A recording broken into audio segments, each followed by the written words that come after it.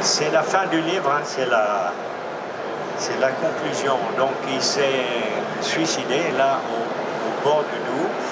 Il lui est arrivé d'ailleurs pas mal de choses dans ce Doubs en particulier. À un certain moment, il se baigne, il se déshabille et il se baigne dans le courant du Doubs et il voit sur la rive une petite fille qui le regarde.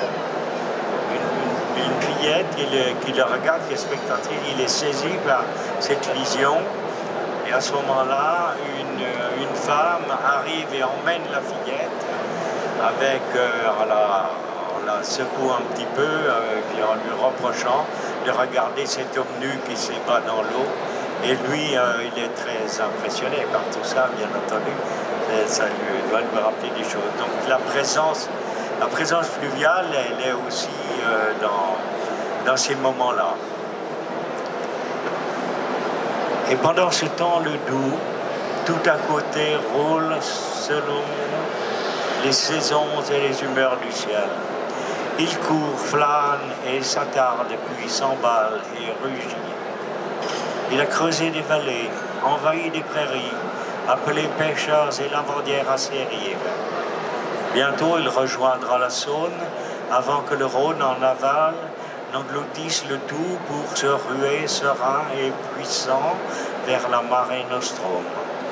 Toutes les eaux, de la source au ruisseau, de la rivière au fleuve, le moindre filet d'eau s'accomplissent en cette quête incessante de l'autre, de même que les destins humains se croisent, se toisent, se frôlent, se heurtent et parfois s'épousent dans cet irrésistible mouvement de l'univers.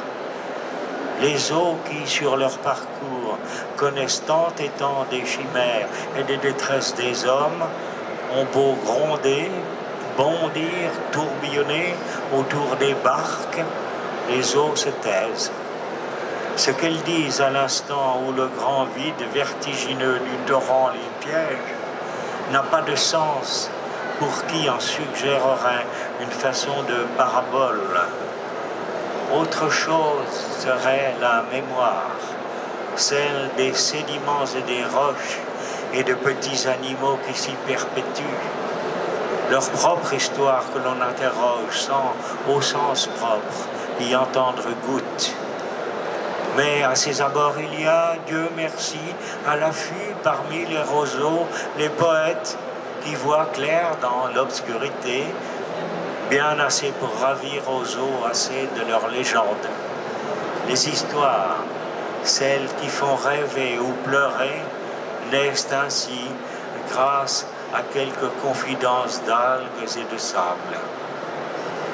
L'un ou l'autre de ces conteurs inspirés trouvera-t-il au pays du Rhône une trace d'Hélène disparue, Hélène, épouse de Karl et mère de Stella, montée au ciel, ainsi que disent les croyants. On peut vous applaudir, oui, merci beaucoup.